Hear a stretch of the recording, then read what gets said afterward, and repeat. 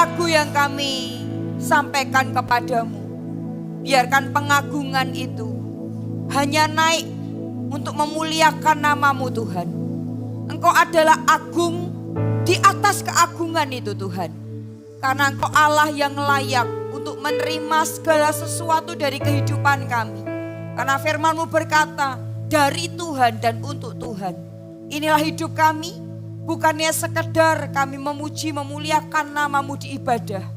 Tapi biarkanlah seluruh kehidupan kami setiap harinya kami beribadah kepada Tuhan. Kami butuh kekuatan baru dari Tuhan. Kami gak bisa sendiri.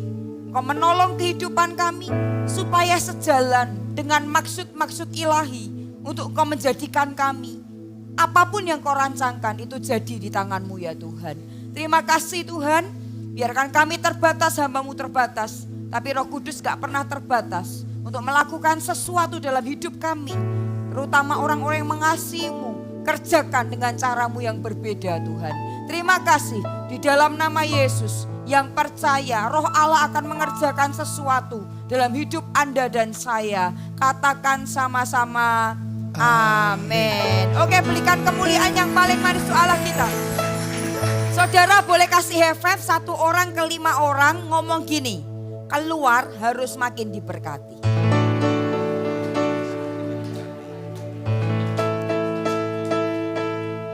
Oke, thank you, silahkan duduk. Shalom Bapak Ibu Saudara. Oke, senang sekali hari ini saya bisa berjumpa dengan Anda semuanya. Karena setiap kali berkunjung ke gereja-gereja lokal di luar regional kami tahu kami punya keluarga lebih lagi di dalam Tuhan. Karena GMS ini adalah salah satu yang dikenal adalah HOMI. Sebuah gereja yang dirasakan kekeluargaannya satu sama lain. Nah saudara, saya mau kenalan dulu. Siapakah saya? Saya adalah Pastor Erna. Biasanya orang memanggil saya C. Erna, Kak Erna, Bu Erna. Tapi jangan panggil saya Mbok Erna gitu saudara ya. Gitu. Dan nanti ketika di luar jumpa dengan saya, saudara bisa menyapa dengan saya. Tapi sebenarnya jarang di Jakarta. Karena pusat kami hari ini ada di Makassar. Karena suami saya bersama dengan saya dipercayakan oleh Pastor Philip untuk mengembalakan Sulawesi, Maluku, dan Papua. Jadi dulu cuma Sulawesi, kemudian Maluku, sekarang ditambahkan Papua saudara. Dan saya melihat kegerakan Tuhan makin dahsyat di sana sini, bukan hanya di Sulam Papua, tapi di mana-mana. Dan hari ini saya supaya Anda mengenal seperti apa Sulam Papua. Karena GMS itu satu.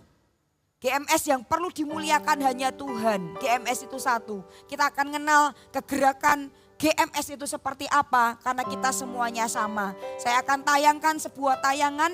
Ini adalah gereja-gereja lokal yang hari ini berdekatan ini saudara. Gak lama ini gereja-gereja lokal ini dirintis oleh Sulam Papua. Kita akan lihat ya. Yuk silahkan.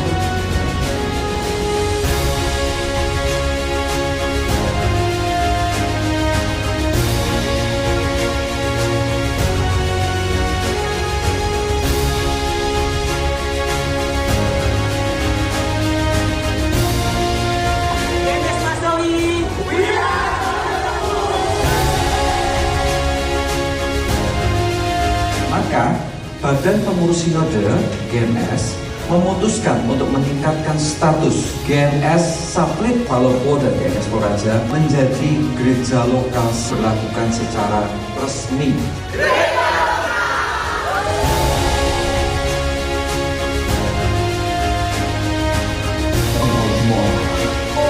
Saplit Manokwari kita resmikan menjadi gereja lokal.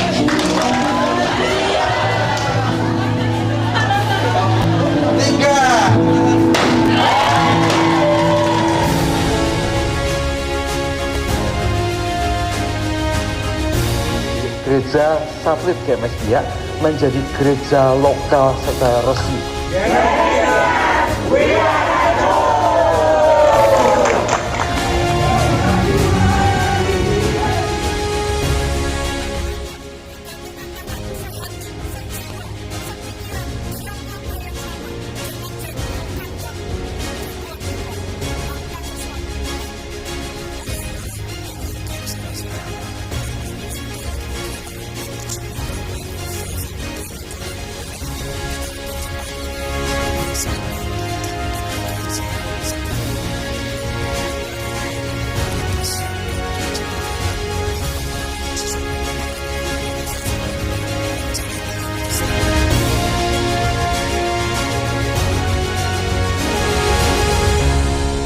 Oke, berikan kemuliaan yang paling manis untuk Allah kita.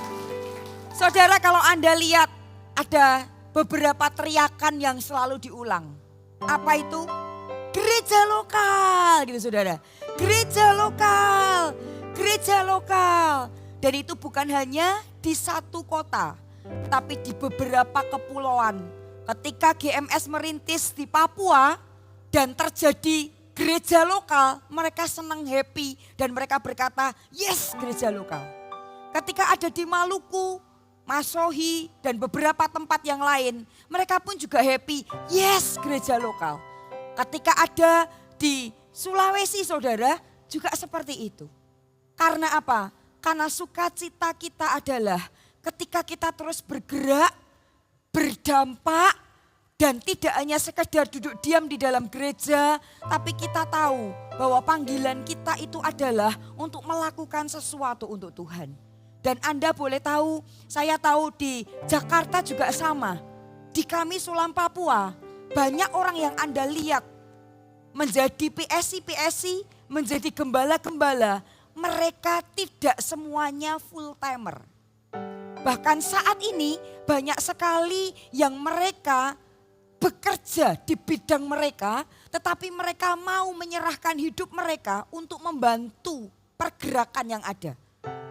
Dan saya lihat saudara, mereka kerja di pemerintahan, mereka kerja untuk ngatur ini itu, businessman, businesswoman. Saya melihat di sini juga Kak Rizal ya. Ya, dari Sorong, Rizal boleh bangkit berdiri? Ini salah satu pembangun gereja kami di kota Sorong. Saya ceritakan dikit tentang dia ya. Dia pertamanya minus usahanya. Gak punya apa-apa.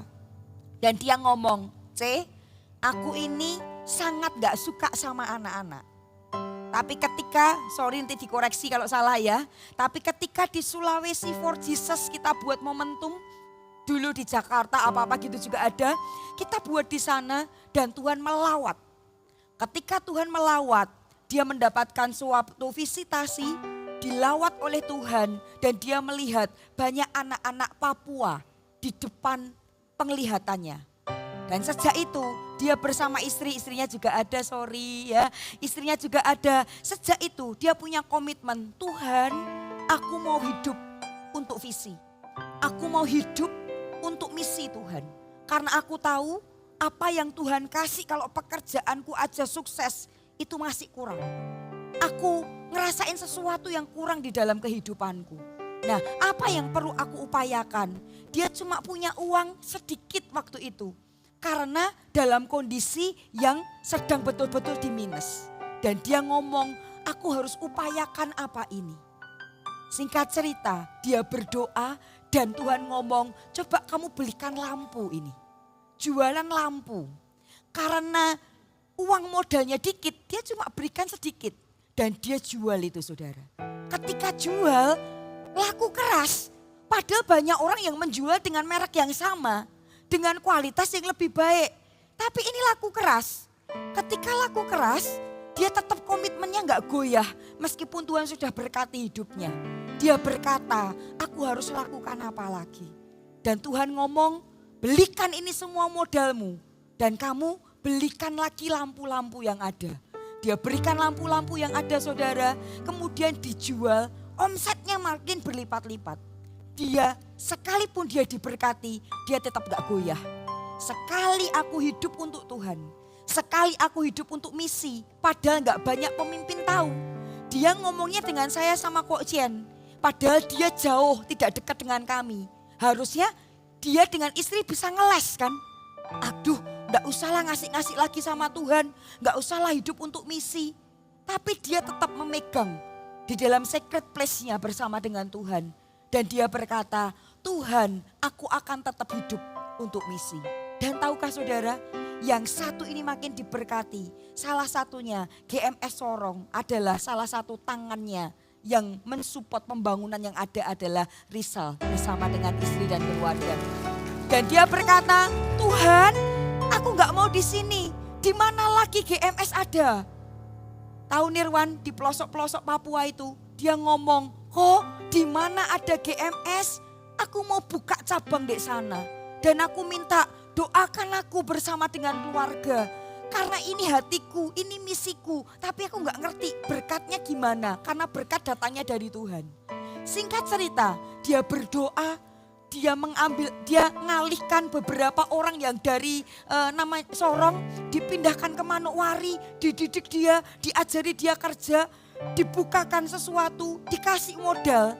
Dan tahukah saudara, dia ngomong, lewat modal ini aku juga mau pakai untuk membangun gereja.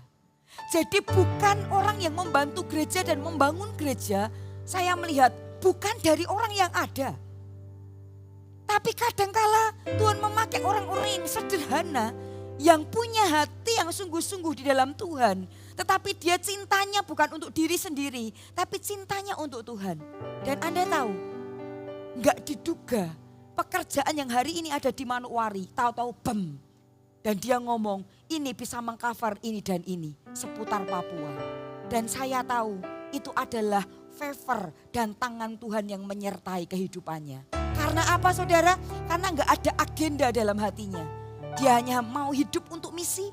Dia hanya mau aku nih volunteer bukan hamba Tuhan yang full timer. Aku tahu panggilanku apa. Aku harus melakukan ini untuk Tuhan. Dan saya tahu orang-orang yang hidup seperti ini nilainya itu tambah. Pengenalan akan Tuhannya itu tambah. Kualitasnya itu tambah. Yang dulu cuma disuapi, dulu digandeng, dulu kalau mau lari terus digandeng. Tapi dia berkata, aku gak bisa digandeng terus oleh pemimpinku. Aku harus berdiri dan aku harus berjalan mengikuti apa yang Tuhan inginkan. Dan saya percaya banget. Detik kita memikirkan proyek Tuhan, Tuhan akan memikirkan proyek-proyek di dalam kehidupan kita.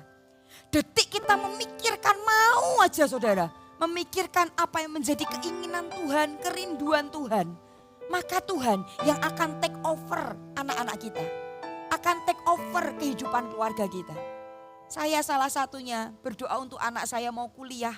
Saya ngomong Tuhan ini harus seperti apa. Tahu-tahu saya gak kepikir kok. Tahu-tahu anak saya dites ini itu dia masuk tes sendiri. Saya baru meeting sama Pastor Philip di Surabaya dengan Kok Jen.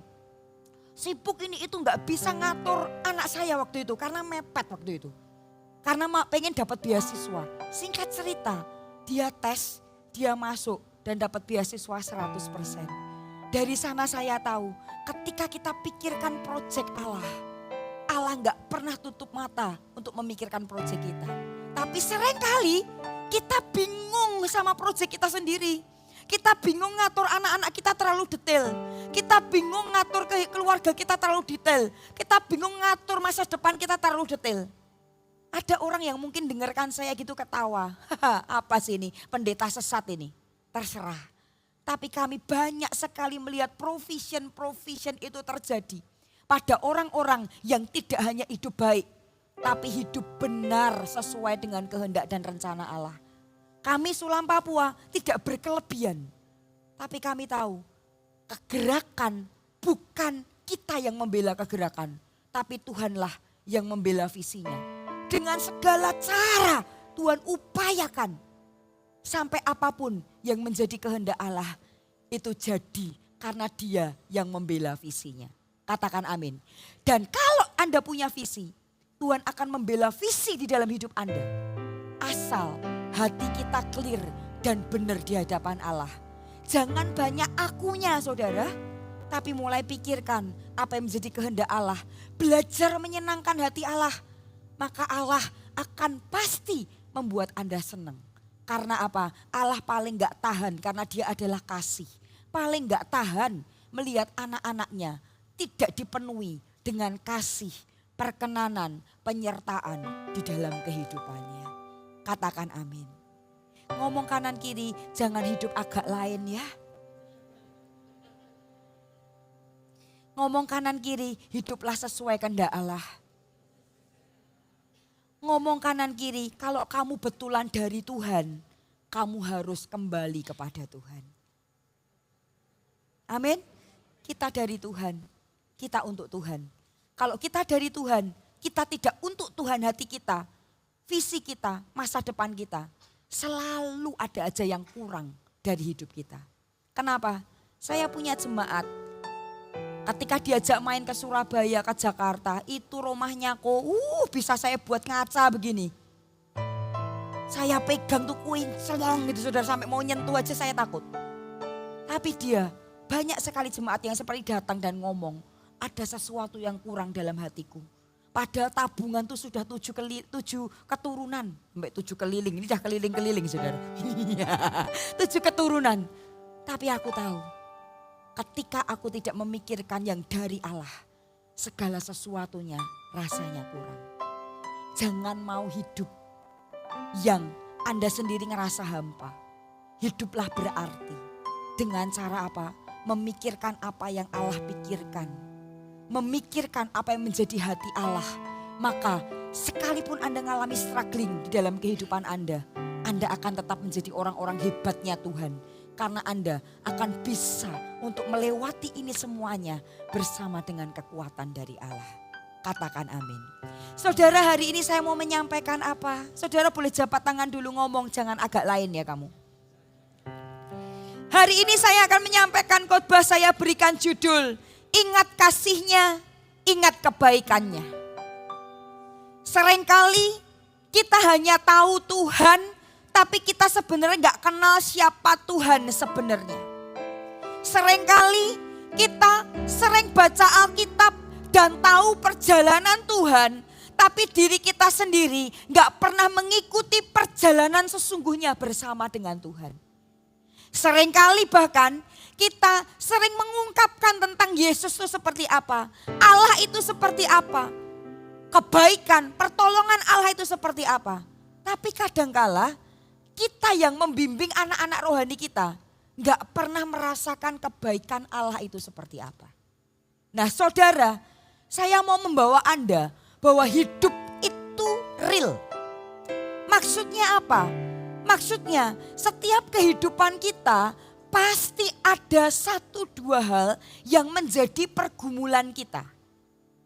Dan 1-2 hal itu mungkin beberapa di antara Anda berkata, ini loh yang membuat aku gak bisa melayani Tuhan dengan sungguh. Yang membuat aku gak bisa jadi istri yang sungguh. Yang membuat aku gak bisa menjadi suami atau pelayan Tuhan yang sungguh. Kenapa? Karena ada 1-2 pergumulan yang ada dalam kehidupanku yang gak terselesaikan. Nah hari ini, apakah pergumulan yang terjadi dalam kehidupan Anda harus kita singkirkan? Menurut saya gak perlu Anda singkirkan. Gak perlu juga untuk terus datang ke pendeta, ke hamba Tuhan untuk tolong tengking ini pergumulanku. Karena apa saudara? Pergumulan itu ketika Anda berespon baik dan positif akan membawa Anda ke sesuatu pengenalan akan Allah yang lebih lagi.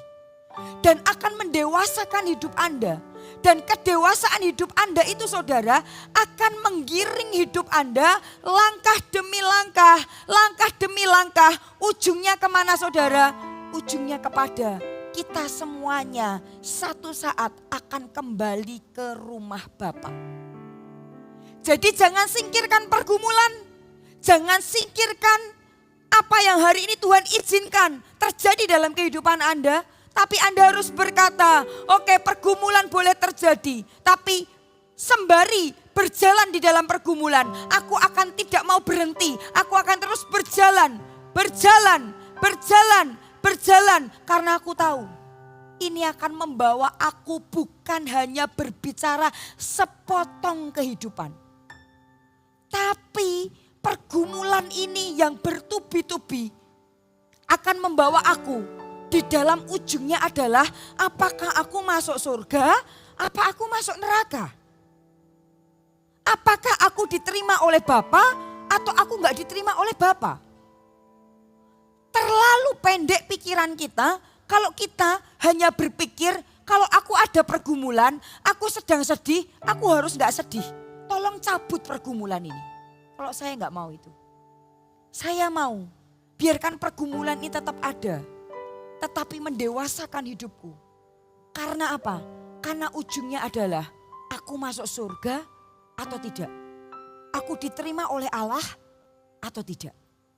Jadi bukan hanya berbicara tentang sepotong peristiwa. Apakah permasalahanku dengan suami selesai atau tidak.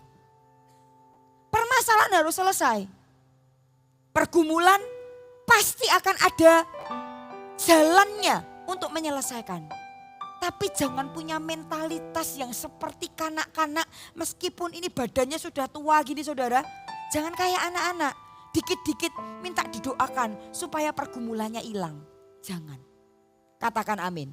Nah hari ini apa fondasi orang percaya supaya ketika kita mengalami pergumulan apapun itu. Pergumulan kehidupan, pergumulan kerohanian, pergumulan keluarga, pergumulan pekerjaan, pergumulan pelayanan, pergumulan kepemimpinan. Apa yang harus ada dalam hidupku? Karena hidup manusia kita nggak ngerti loh ke depannya seperti apa. Tadi khotbah sebelumnya saya ngomong, banyak ahli ekonom yang berkata bahwa mulai tahun 2025 ini kehidupan ekonomi tidak mudah. Terus kalau nggak mudah mau ngapain? Hanya berdoa atau memaklumi keadaan.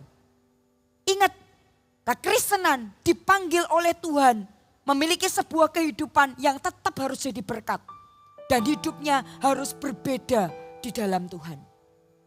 Caranya gimana untuk hidupku berbeda? Karena ya pergumulannya kan sama, beratnya juga sama. Apa yang harus aku lakukan untuk aku benar-benar tough di dalam pergumulan?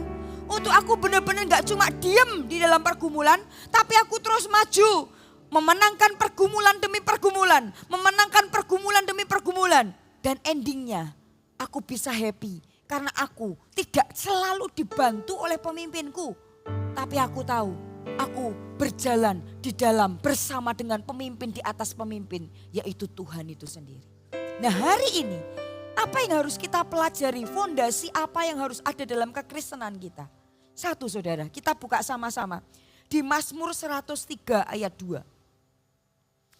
Saudara masih bersama dengan saya yang ia katakan pergumulan. Mazmur 103 ayat 2. Baca ya. 2, 3.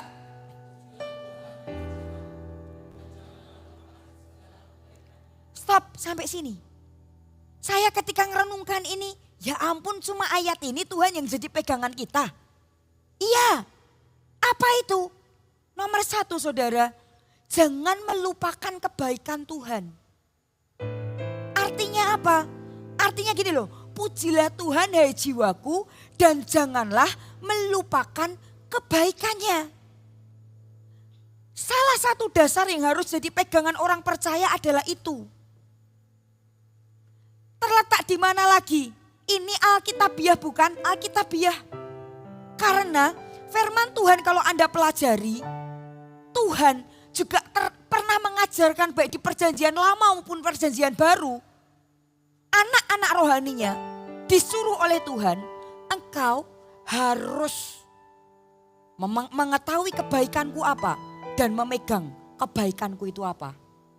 Dari mana saudara? Di sini kita baca bareng-bareng ya. Di 1 Samuel 7 ayat 12. Yang sudah ketemu katakan suara saya yang sudah 1 Samuel 7 ayat 12. 2, 3.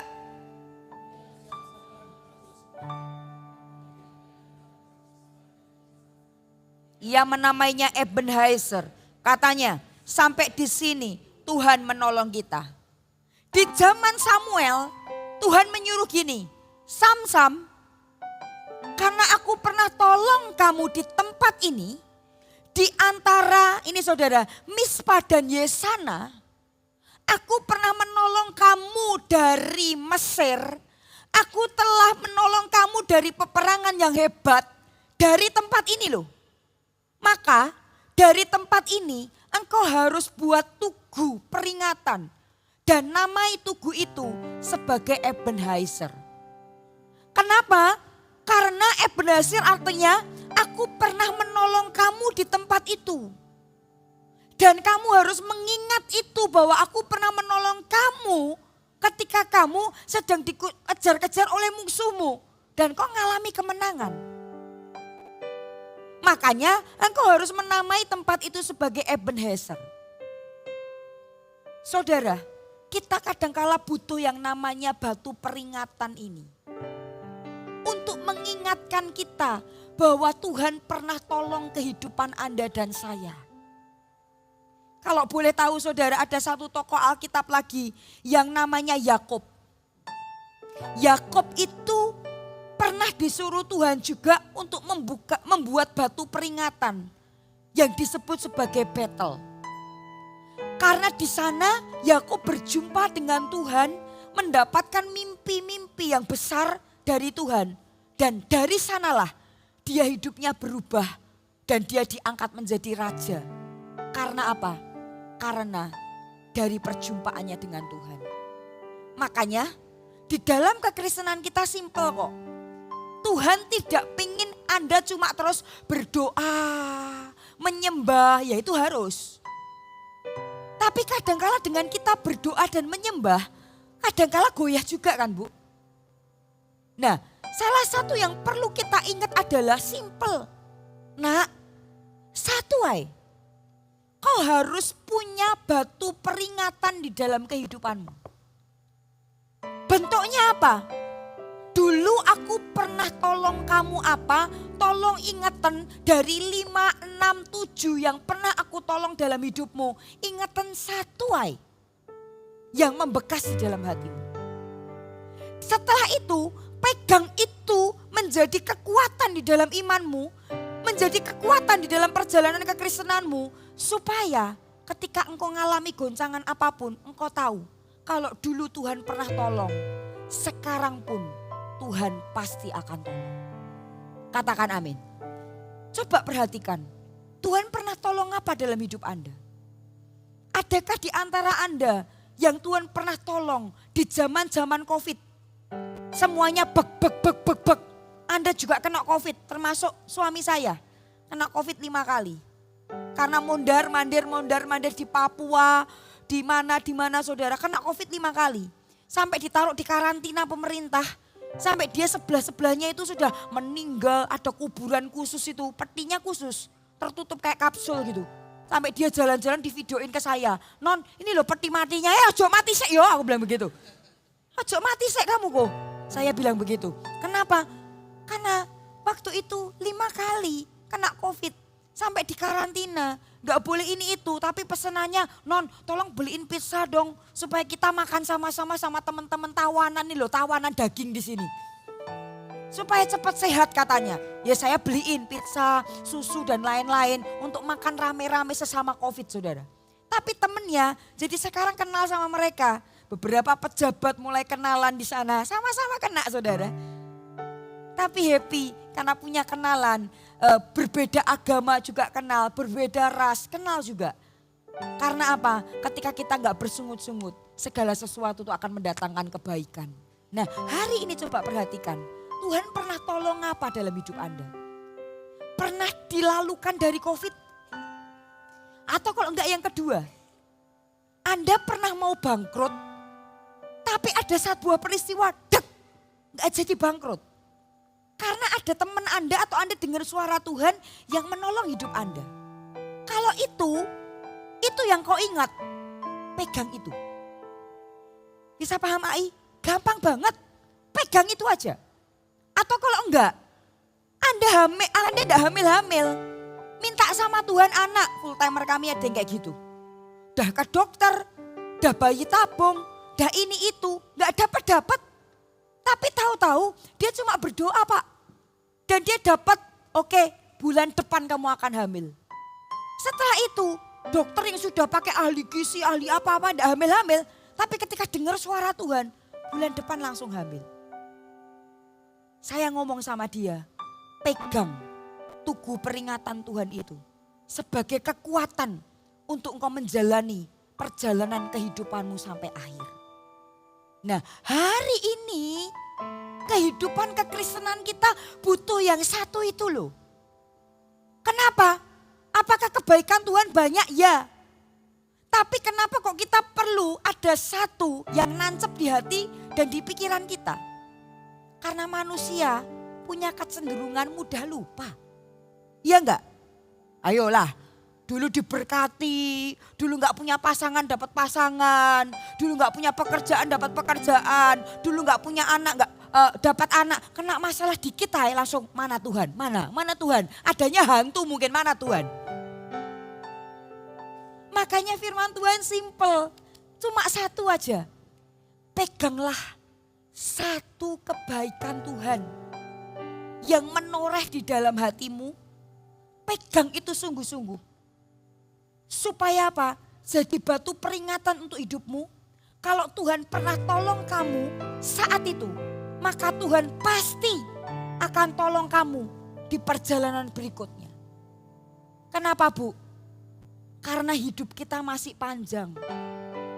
Kita butuh ada sebuah pegangan, bukan jimat. Tapi ada sebuah pegangan dalam kehidupan.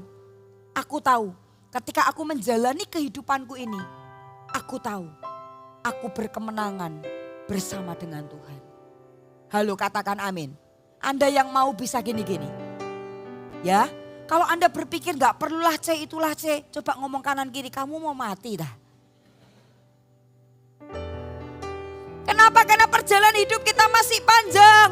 Masih harus kuat, masih harus tough, masih harus memperjuangkan iman. Masih harus membawa keluarga kita. Harus survive, harus sampai akhir, harus masuk surga. Kalau nggak ada pegangan, sedikit-sedikit khawatir, sedikit-sedikit meragukan Tuhan, sedikit-sedikit mana Tuhannya. Satu, selain Anda nggak bisa kekristenan Anda berdiri tegap di dalam Tuhan, hidup Anda pun akan gini loh saudara, muter-muter, belok-belok, serong-serong, maju mundur, cantik gitu terus saudara. Tapi kalau Anda tahu tough, kalau dulu Tuhan pernah tolong, sekarang pun Tuhan pasti akan tolong. Sekalipun aku hari ini ngalami struggle ekonomi, dulu Tuhan pernah tolong, sekarang pun Tuhan tolong. Sekarang aku ngalami struggle dalam rumah tangga, kalau dulu pernah Tuhan tolong dalam kematian, sekarang pun Tuhan pasti tolong.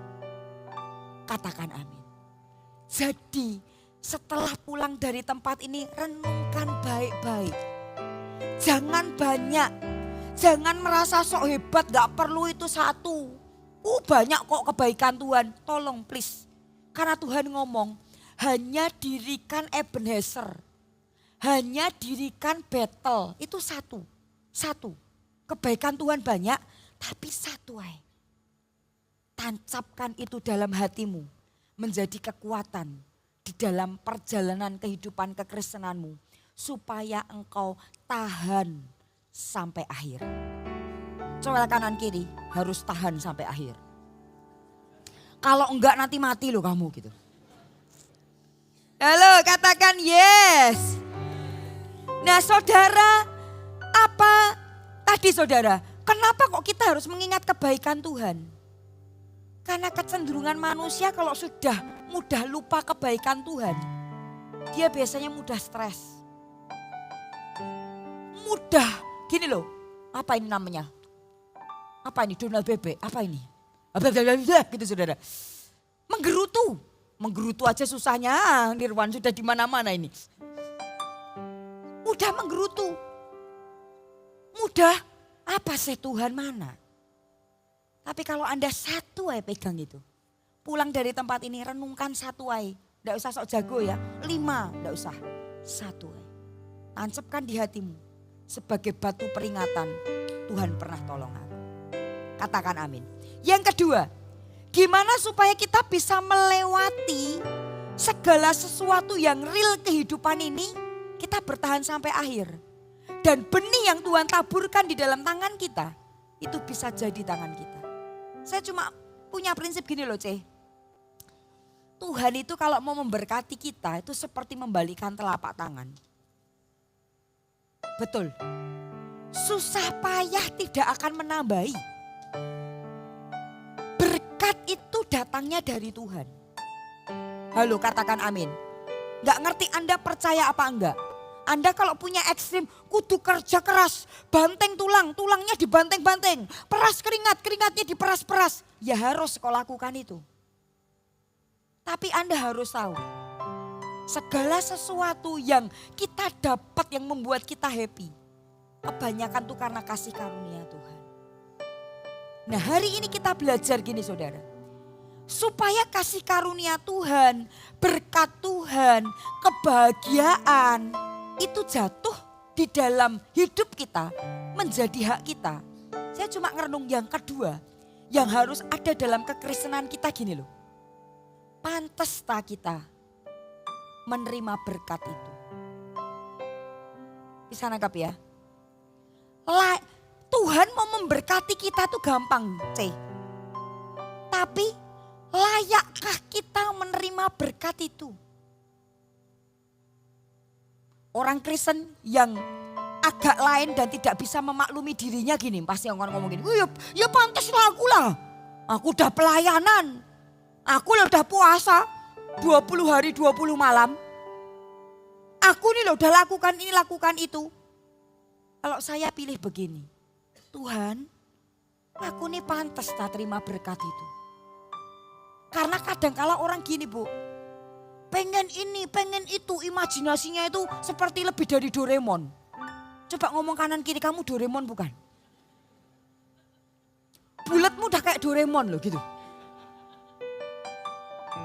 Kita kadang-kala berasumsi aku pengen ini, aku pengen yang ini, aku pengen yang itu. Angin ini itu banyak sekali. Oh ya betul ya lagunya ya. Lagi yuk nyanyi yuk. 1, 2, 3. Aku ingin yang ini, aku ingin yang itu. Loh, kadang-kala kita kayak Doraemon loh saudara. Ingin banyak sekali.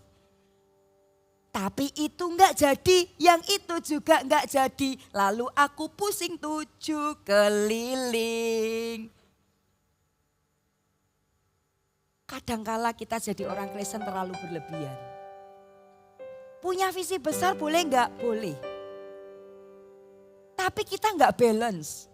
Pengennya banyak sampai terus satu titik kelelahan sendiri. Dan ngomong, Tuhan aku capek lah. Punya mimpi besar tapi enggak bisa aku gapai semuanya. Saudara harus relate. Saya dari tadi pagi ngomong. Ada bagian yang Tuhan akan lakukan untuk kita. Tapi ada bagian yang Tuhan, yang kita harus lakukan untuk diri kita sendiri. Ada bagian yang Tuhan mau lakukan dan akan Tuhan lakukan untuk memberkati dan mensukseskan kita. Tapi ada bagian yang harus kita kerjakan, harus kita lakukan supaya apa saudara? Supaya berkat itu, rahmat itu bisa menjadi hak kita. Saya dari kemarin memberikan ilustrasi ketika di Sulam Papua gini loh. Berkat Tuhan AI, itu sebenarnya sudah ada di sini kita loh. Ya kayak orang gila saudara. Sudah di sini kita. Kita kemana-mana tuh sebenarnya berkat sudah ada di atas kita. Tapi kenapa nggak bisa masuk menjadi hak kita? Karena kadangkala Tuhan sudah menumpangkan tangan dan memberkati hidup kita. Tapi ini nggak bisa mendarat. karena ada sesuatu yang perlu kita kerjakan, kita tidak mengerjakan itu dengan baik.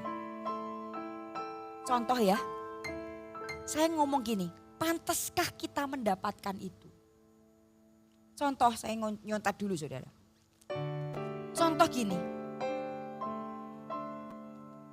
dulu ketika kita ngalami pergumulan atau masalah, kita senang sekali datang ke gereja. Oh, doa pagi, doa malam, doa makan, doa apa, pertemuan ini itu datang terus. Dan dia seringkali konseling dengan pemimpin-pemimpin. Apakah salah? Enggak salah. Tapi detik masalahnya mulai ringan dan terselesaikan, dia lupa bahwa dulu ketika masalah itu banyak dan terselesaikan, karena salah satunya dia meluangkan waktunya untuk Tuhan. Sekarang ketika masalahnya sudah selesai, dia lupa Tuhan. Nah, hari ini ketika Anda ngalami masalah dan Tuhan mengizinkan untuk tidak selesai-selesai, perlu cek, pantas tak aku? Nyarinya Tuhan kalau ada masalah aja. Setelah masalahnya selesai, aku lupa Tuhan. Dulu waktu aku bergumul tentang pekerjaan, aku minta didoakan oleh Pak Pendeta dan Pak Pendeti, Bu Pendeti. Aku minta ditumpang tangani. Aku rajin pergi ke ibadah. Tapi setelah pekerjaan ini berjalan, omsetnya terus berjalan, aku ngomong, aku udah gak punya waktu lagi untuk pergi ke gereja aja. Aku udah gak punya waktu Pak Nirwan untuk pergi ke CG. Saya kadang-kala mikir gini loh, pantaskah kau untuk minta berkat Tuhan lebih lagi? Dan kau berkata, berkati aku lebih lagi, aku sekarang sudah punya tabungan, dulu gak punya tabungan, berkati aku lebih lagi. Kalau saya jadi Tuhannya saudara, untung saya gak jadi Tuhan. Kalau saya jadi Tuhannya, kamu baru tak berkati gini aja kau lupa aku. Kau baru tak berkati gini aja, kerohanianmu, jasmanimu tak berkati, rohanimu amblas. Ngapain kamu hidup enak di dunia, tapi ujungnya di neraka? Kalau hari ini aku memberkati kamu dan kau minta berkat lebih, pasti ku kasih karena Allah kita itu sukanya kasih. Tapi kenapa kok Tuhan tidak kasih kepada kita? Karena baru diberkati gini aja sudah lupa Tuhan. Lupa pertumbuhan kerohaniannya. Lupa keluarganya. Kalau diberkati lebih, Anda bisa jadi agak lain, saudara. Makanya kalau minta sesuatu lebih dari Tuhan, kita perlu cek diri kita. Pantaskah aku menerima berkat itu dari Tuhan? Mungkin yang menghalangi dan menghambat berkat itu lebih dan jatuh di dalam kehidupanku. Karena keputusanku pribadi yang membuat Tuhan tidak berani untuk mempercayakan sesuatu yang lebih di dalam hidupku. Anda paham? Anda paham? Atau kalau enggak, dulu kok sebelum punya anak, minta didoakan, tolong doakan aku pengen punya anak, tolong doakan aku pengen punya anak. Aku janji deh nanti kalau sudah punya anak, anakku ini mau tak serahkan kepada Tuhan. Oh saya sekarang kalau begitu ada jemaat yang gitu Pak Nirwan tak rekam. Bukti, bukan hanya janji. Betulan kalau aku punya anak, sungguhan ini. Aku mau aktif dalam gereja, aku mau melayani, aku bahkan mau menyerahkan anakku kalau memang panggilan Tuhan. Ku serahkan untuk melayani menjadi hamba Tuhan.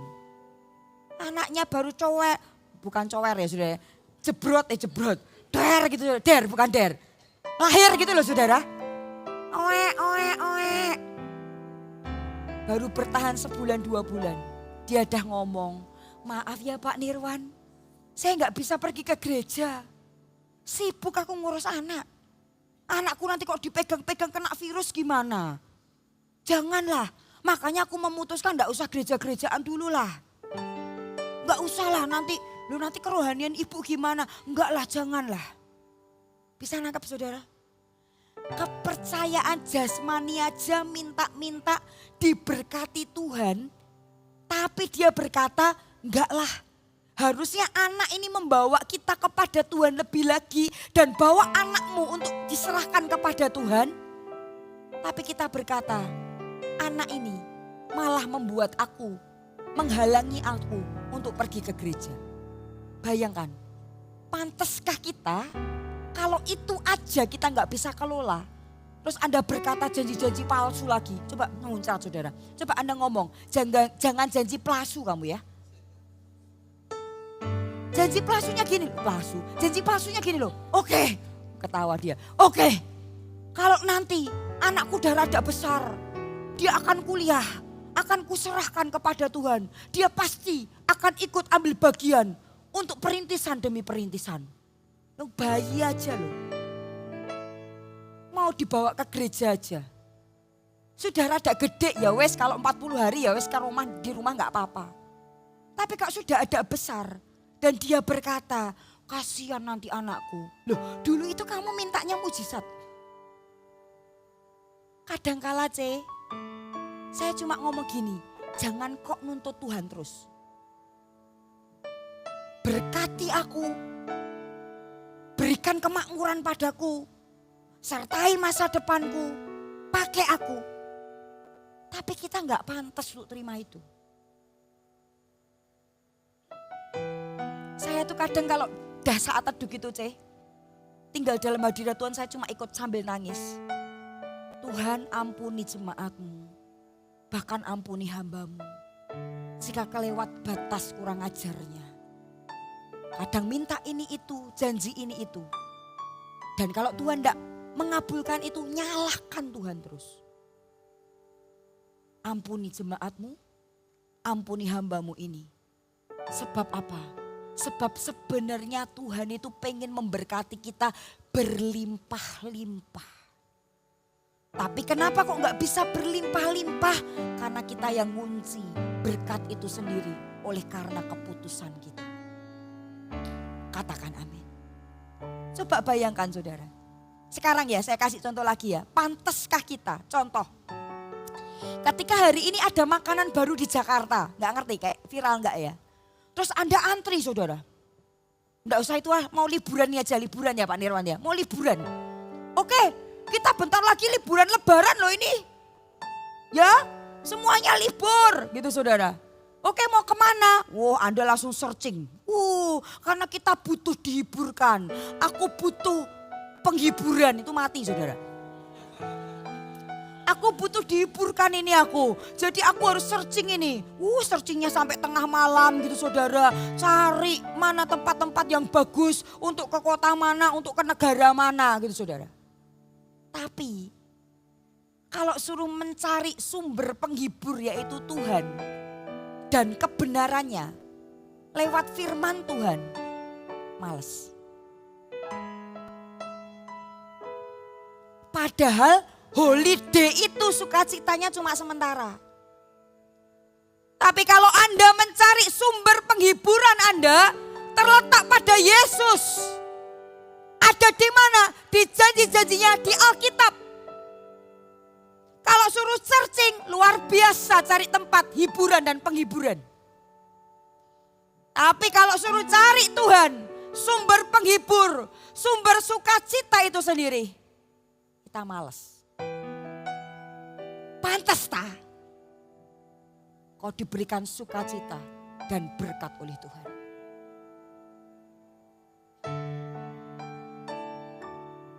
Ngomong kanan kiri, pantas kamu. Saya sebentar saudara, ngomongnya gini saudara ya, pantas tak kamu? Tolong, saya juga marah rohani ini. Boleh, coba tolong lakukan sungguhan ini. Gini ya, sebentar, lihat saya ajarin.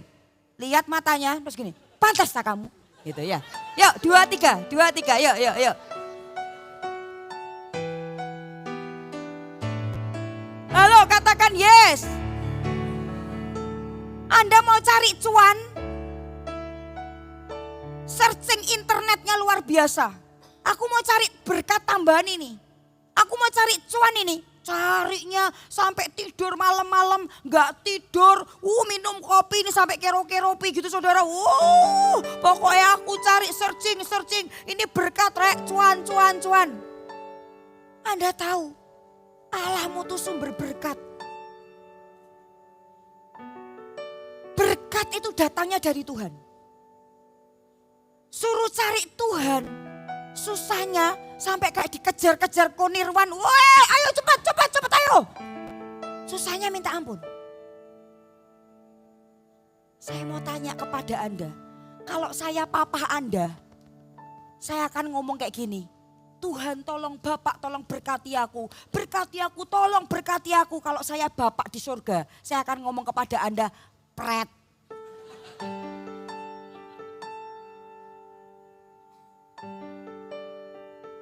Pantas tak kamu? Pantas kamu diberkati? Pantas kamu dikasih kepercayaan Tuhan lebih? Pantas kamu diangkat Tuhan lebih? Kalau suruh pelayanan aja hitungan sekali waktunya, kasih sisa-sisa waktunya sama Tuhan, pantas tak Tuhan akan angkat hidupmu lebih? Tuhan akan percayakan hidupmu lebih. Padahal kita berkata, aku gak mau Tuhan untuk itu semuanya. Kalau itu lihat bola, ini katanya ada bola di Jakarta ya. Oh kemarin ya, aduh. Oh saya padahal suka bola. Lihat bola saudara, kalau lihat bola yang suka bola saya juga suka bola. Saya hamil besar juga suka bola, gol gitu sampai lompat-lompat. Ketika lihat bola atau konser, Anda bisa gini loh, tangannya bisa gini-gini, bisa gol, bisa lompat-lompat. Bisa bejo gitu saudara. Tapi ketika di dalam ibadah dan pengagungan sampai di Pak Nirwan ngomong amin, semuanya diem. Kak Inge, yuk kita berdoa sungguh-sungguh Cek Inge. Anda semua diem. Pantes tah. Ngomong kanan kiri lagi nih, pantes tah. Anda paham? Kenapa kita gak diberkati? Kenapa Tuhan gak angkat kita?